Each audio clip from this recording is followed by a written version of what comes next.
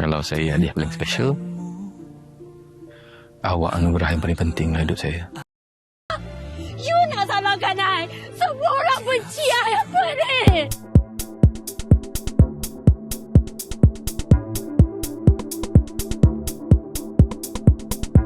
Pada video ini, admin akan kongsi sinopsis drama Dendam Seorang Mentua episod 25 yang akan tayang malam ini.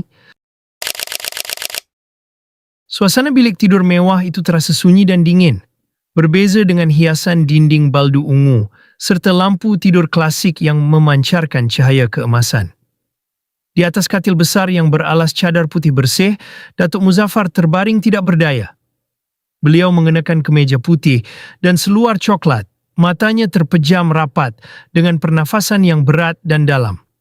Jam tangan perak di pergelangan tangan Datuk Muzaffar berdetik perlahan, seolah-olah menghitung masa yang semakin berkurang bagi ketenangannya. Tidak jauh dari hujung katil, Harlina duduk bersandar pada salah satu tiang katil yang megah sambil memegang sebuah bingkai gambar berasaskan perak. Di dalam bingkai itu terpampang potret perkahwinan Datuk Muzaffar dan Sofia. Dengan pandangan penuh kebencian dan sinis, jari jemari Harlina menyentuh kaca yang menutupi wajah Sofia.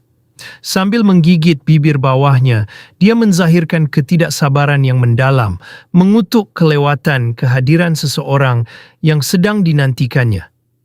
Dia menghela nafas panjang, memandang siling bilik dengan wajah yang menjengkelkan sebelum kembali menatap gambar perkawinan itu. Perasaan dengki dalam dirinya semakin meluap-luap. Sambil menyentuh bibirnya sendiri dengan hujung jari, senyuman jahat terukir di wajahnya. Dia membayangkan kepuasan apabila melihat Sofia merayu untuk bercerai di hadapannya sendiri, suatu kemenangan mutlak terhadap segala cabaran, dan pertelingkahan yang selama ini berlaku antara mereka diiringi ketawa kecil yang kedengaran mengerikan dalam keheningan. Keadaan Datuk Muzaffar yang tidak berdaya di atas katil itu rupanya bukanlah tanpa sebab. Jauh sebelum beliau terbaring di bilik tidur tersebut, satu imbas kembali memperlihatkan permulaan rancangan gelap Harlina di kawasan dapur atau bar mini yang elegan dengan meja marmer hitam berkilat. Di atas sebuah dulang bulat, tersedia 2 gelas berisi minuman berwarna gelap menyerupai warna cola. Harlina berdiri di hadapan meja tersebut. Dengan tenang namun penuh keyakinan, dia membuka sebuah bekas kecil yang menyembunyikan sesuatu, lalu memasukkan bahan misteri ke dalam salah satu gelas yang ditujukan kepada Datuk Muzaffar. Bahan itulah yang akhirnya menyebabkan Datuk Muzaffar kehilangan kesedaran, sehingga tidak mampu mempertahankan dirinya sendiri. Di sisi Harlina, berdiri seorang pembantu rumah lelaki muda yang mengenakan kemeja putih bersih. Pembantu itu kelihatan tegang dan menundukkan kepala, menyadari bahawa dirinya kini menjadi sebahagian daripada satu rancangan yang berbahaya.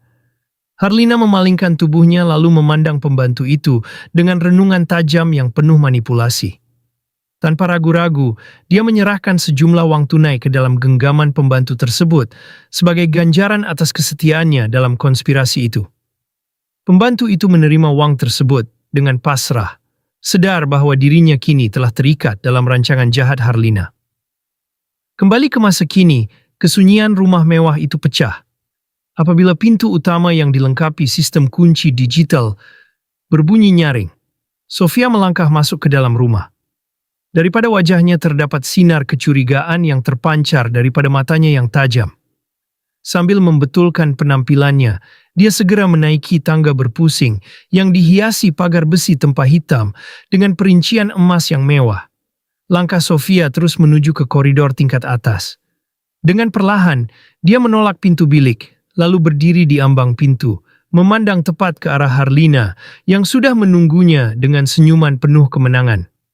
Namun Sofia tidak termakan dengan rancangan licik Harlina itu. Suasana antara kedua-dua wanita tersebut serta-merta menjadi tegang. Sofia memandang Harlina tanpa sedikit pun rasa takut, lalu mengeluarkan ancaman dingin bahawa sebenarnya kedudukan Harlina lah yang berada dalam bahaya.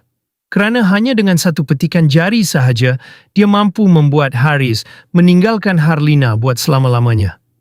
Tidak lama sebelum itu di dalam rumah mereka, Haris menjerit penuh kekecewaan ke arah Harlina, cuba membongkar pembohongannya dan menuduh wanita itu telah memfitnah suaminya sendiri demi kepentingan pribadi.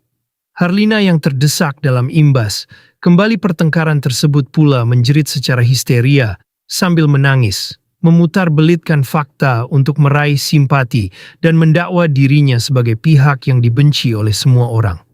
Di dalam ruang kerja berkonsep modern yang dihiasi kerusi kulit hitam mewah, Datuk Muzaffar kelihatan sehat, cergas dan berwibawa dalam persalinan sut kelabu. Di hadapannya, Sofia berdiri mengenakan gaun bercorak ungu yang anggun. Datuk Muzaffar memandang istrinya dengan renungan yang penuh cinta yang tulus dan mendalam. Dengan penuh kehangatan, Datuk Muzaffar menyatakan bahawa jika dirinya dianggap oleh Sofia sebagai hadiah yang istimewa, maka kehadiran Sofia pula merupakan anugerah paling berharga dalam hidupnya. Mendengar kata-kata yang penuh keikhlasan itu, Sofia menundukkan kepala dengan senyuman malu-malu, tetapi syarat dengan kebahagiaan, sesuatu yang amat dibenci oleh Harlina.